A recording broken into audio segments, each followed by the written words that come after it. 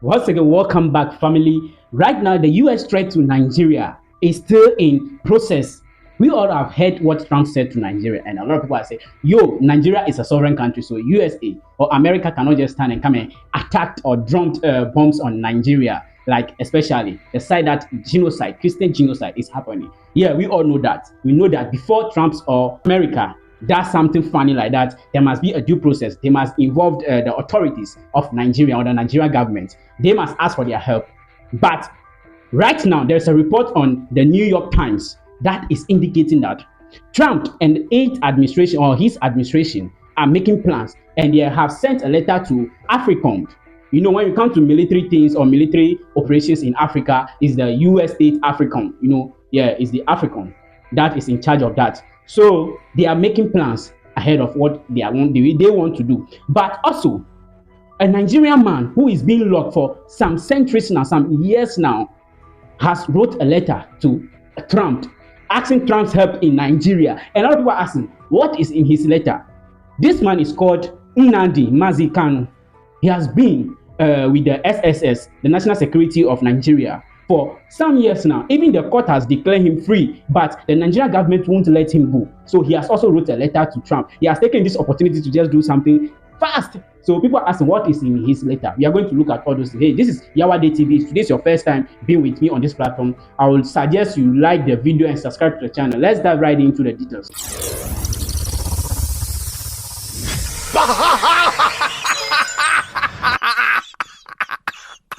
Alright guys, so Nnamdi Kanu has wrote a letter to Donald Trump seeking his help in the current genocide that is happening in Nigeria by Islamic insurgency. So he has wrote a letter to Donald Trump asking for his help, and also indicating that he personally has been locked by the Nigerian government for so many years now. So he should actually take a personal dive into the investigation of him being locked up. That sounds crazy, man, right? It does not sound crazy. Let's get into the letter and see what he's saying. And even though a lot of news, Vanguard News also reported it, a lot of news platform in Nigeria reported his letter to Trump. Let's look at Vanguard News. It says, alleged genocide. Nnamdi Kanu writes Trump, back US actions against Nigeria. That's what the news platform reported. Let's look at his letter, the mouthpiece of his letter.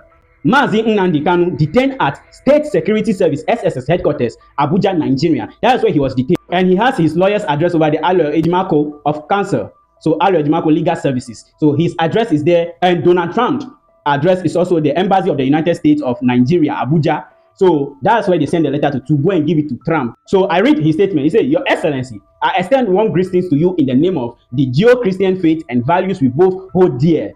As a practicing Jews and a believer in the Judeo-Christian heritage that shaped Western civilization, I was honored to attend your campaign event in Des Moines, Iowa, in January 2020. Your bold declaration on October 31st, 2025, that the United States is prepared to act military and cut aid if Nigeria fails to protect its Christian population has ignited hope in the heart of millions who have been abandoned by the world. You have seen the truth.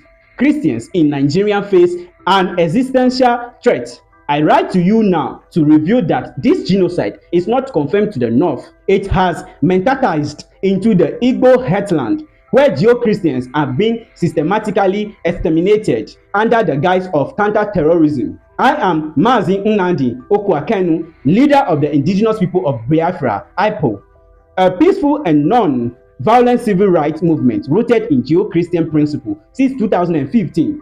I have survived 4 documented assassination attempts by the Nigerian state.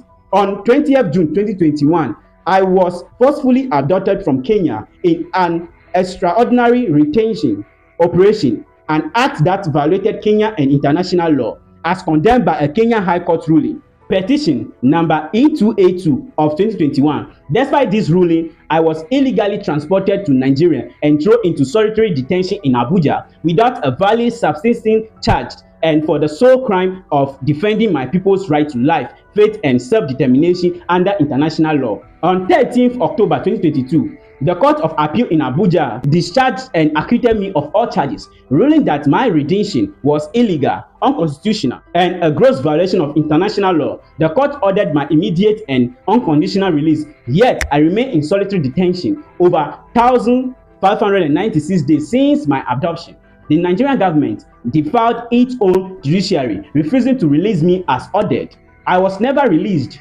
So there was no rearrest, only continued unlawful imprisonment in blatant violation of constitutionally protected double jeopardized safeguards under Section 369 of the 1999 Constitution and Article 7.2 of the African Charter. The UN Working Group on Arbitrary Detention Opinion number 25/2022 declared my continued imprisonment arbitrary, unlawful, and politically motivated. This is not justice. This is state capture of the rule of law to silence the Geo-Christian voice. In all, what this man is saying that, for him personally, he has been fighting for this cause, for the free movement of Christians, protecting Christians' life, fighting for the right and the faith of his people. But 2021, he was adopted by the Nigerian government in Kenya, transported to Nigeria. Even though Kenya Court of Law see this as unconstitutional, which stand against international law, but yet still, he was being locked up. When it comes to appeal court in Abuja, Nigeria, they said they should release him. So what they are doing is unlawful. But the Nigerian government still insisted to hold him captive. They actually defied their rule of laws, their judiciary. They are still holding him captive without any evidence. So as a matter of fact, he himself is being prosecuted unlawfully by his own country. So he's writing to Donald Trump, asking for his help. Let's continue. A hidden genocide against Geo-Christians in eastern Nigeria. The same extremist backed forces you have condemned in the north, Boko Haram, ISWAP, and Fulani militias, operate with state complicity in the southeast and Igbo-speaking territories of Benue, Kogi, and Delta. But here, the Nigerian military itself is the primary perpetrator, shielded by a false narrative that blames victims. These atrocities are irrefutably documented. 1. Nkpo Biafra Heroes Day Massacre, 30th May 2016. Amnesty International 2016. At least 150 peaceful Christians worshippers killed, bodies dumped in rivers. UN Special Reporter Kalamad, Para 48. Security forces opened fire on demonstrators at St. Edmund's Catholic Church. At least 60 killed, over 70 injured. Victims shot in the back while praying. Inter-Society 2016 Field Report. True death toll exceeds 900 with mass graves discovered near Onitsha. This was not a clash, it was a massacre of worshippers commemorating their fallen. 2. National High School Aba Massacre, 9 February 2016. Amnesty International, 20 killed on site, 13 bodies exhumed from a borrowed pit near Aba Port, Harcourt Road. UN Special Reporter Kalamad, Para 45. Soldiers from the 144 battalions fired indiscriminately into a crowd of young Christian students, praying and singing hymns. No evidence of armed resistance. Children were executed for singing Sweet Jesus. So clearly you can see that Mazi Kanu is stating things that are happening in Nigeria from 2016, the massacre of Christians that are happening in Nigeria. So in his letter, he stated everything into details for Trump to know that, yes, indeed, this is what is happening in Nigeria. The extermination, the genocide against Christians. He also stated in 3, Operation Python Dance 2, 12 to 14 September 2017, Amnesty International 2025, a decade of impunity, 150 plus killed in raid on Kanu's home in Afaraku. No soldiers died. UN Kamala report, Para 51, asymmetric use of lethal force and forced disappearance, part of a continuum of state violence. I survived the 3rd assassination attempt that day. 28 unarmed civilians did not. 4. It says Obigbo Massacre, October 2024. Amnesty International, at least 13 civilians killed, including children, mass burials, raped, used as a weapon. A Christian township was punished for protesting police brutality. Port Harcourt, Trump Solidarity Rally, 20th January 2017. IPOP eyewitness accounts and local reports. Hundreds of Geo-Christian supporters gunned down by soldiers under Islamic sympathetic command. They came to celebrate your inaugurations. They were met with bullets. The architect of these crimes, Lieutenant General Taku Yusuf Burate, former chief of army staff, in 2021, President Buhari appointed him ambassador to Benin, granting him diplomatic immunity to evade International Criminal Court prosecution. This is a state-sponsored impunity on a genocidal scale. Weaponization of insecurity to demonize IPO. Since my illegal redemption, Nigeria has declared IPO a terrorist organization despite zero evidence of violence, confirmed by US State Department 2021. Orchestrated unknown gunmen attacked using state-backed militias, then blamed IPOP. killed over 2,000 Igbo youths in counter-terrorism operation Inter-Society 2021 to 2025. So this man is actually laboring or stating points, things that is happening in Nigeria. Even some of the things that are happening in Nigeria are state-sponsored. This Rwanda's playbook: create chaos, blame the victim, justify extermination. A call to you, President Trump. You said America would act. Now is the moment. I respectfully urge you to. So in this place, he is asking Trump that this is the moment. You say America is going to act. This is the moment for you to act. So he said what? Launch a US-led independent inquiry into state-sponsored massacre of Jew Christians in eastern Nigeria with full access to mass graves, military logs, and survivor testimonies. He said, one, launch a US-led independent inquiry. The US to do an independent investigation into what he is saying, like state-sponsored massacre of Jew Christians in eastern Nigeria. So here he is blaming the what? State for causing that damage to Jew Christians in Nigeria. Two, he said, convey emergency congregational heresy, the Igbo Christian genocide, featuring the 13th October 2022 Court of Appeal judgment, discharging me, disobeyed by the government. Three, he said, what? Impose targeted Menaski Act sections on Lieutenant General Takob Buraktai, ambassador to Benin, current DSS Director General Yusuf Bichi, Southeast military commanders implicated in Obigo. So the US to impose targeted Menaski Act sections on these three commanders in Nigeria. Support an international supervised referendum on self-determination for the Igbo people, the only peaceful path to ending this cycle of violence, as affirmed by the African Charter on Human and People's Rights, Article 20. So in closing, Mr. President, history will judge us by what we do when genocide knocks. You have the power to stop a second Rwanda in Africa. One tweet, one sanctions, one inquiry could save millions.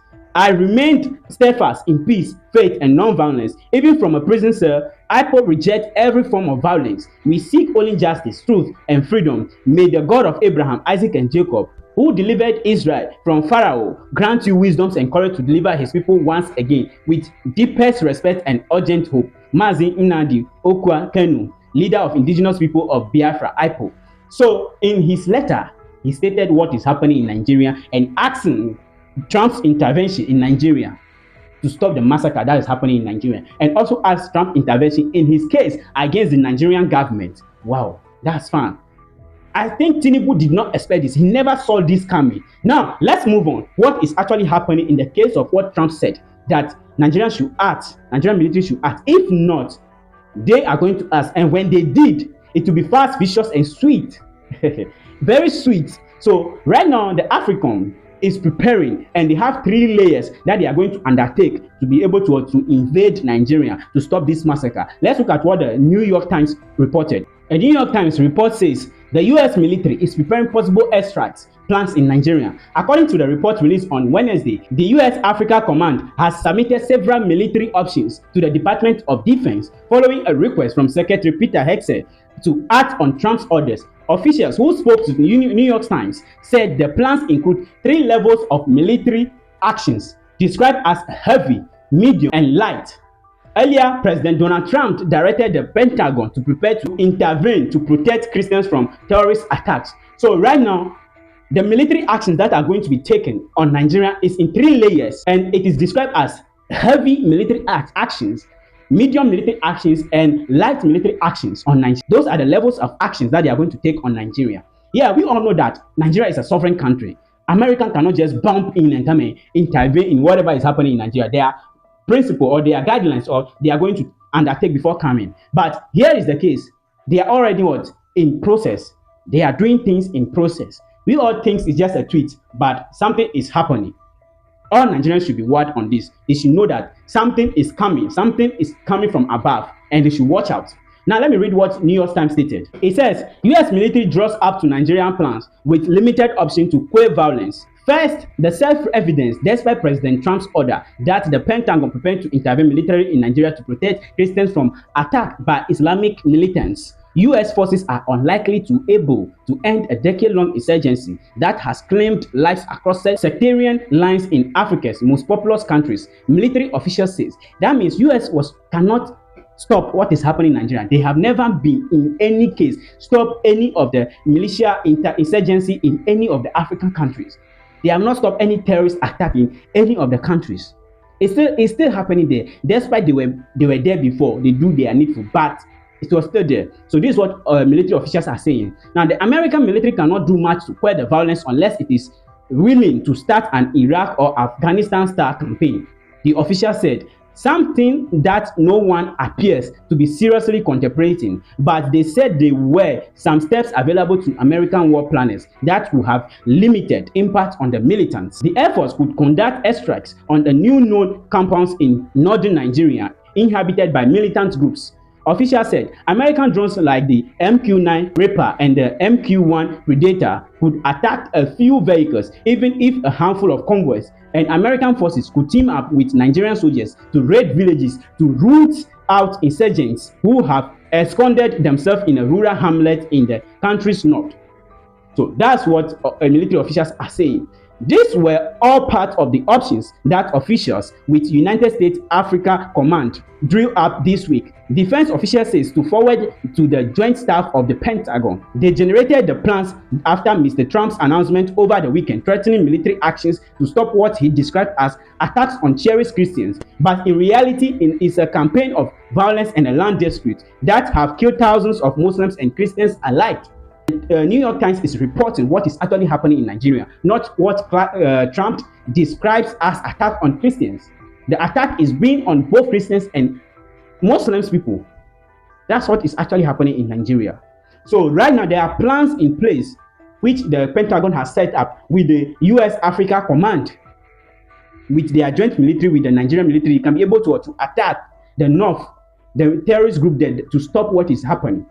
Now, militant groups like Boko Haram and the Islamic State West African Province have targeted Christians in Nigeria, along with many Muslims accused of not being devout enough. Any major military operations by the United States would be likely to fail. Current and former military officials said that would happen. So currently, even many has actually said this is not bound to happen. This should not happen, because any of that sort would actually bring a lot of people into danger more, would actually expose the danger of all what is happening there more than what the US can actually eradicate there or take control of. So as I was saying, currently plans are in place that America is making plans with the African Command to actually intervene in what is happening in Nigeria. 3 defense officials said the plans from the command had 3 options, light, medium, and heavy, and were intended to be escalatory. That means they were already in place and they are intended to take place in Nigeria. So that's what I have for now. That's what is happening. And I think Nigerians should be upfront. Nigerians should look up to what is going to happen in Nigeria, if only it takes place. But know this, US cannot just stand up and come and invade Nigeria. Nah. But we know that this is happening. This is happening. Report by the New York Times. It's happening. So, guys, what do you think about what is going to happen in Nigeria? What do you think about the letter of Mazi Kanu of Nigeria? And what do you think about Trump's intervention in Nigeria and the US African Command? Whatever it is, drop it in the comment section. Thank you for watching this channel.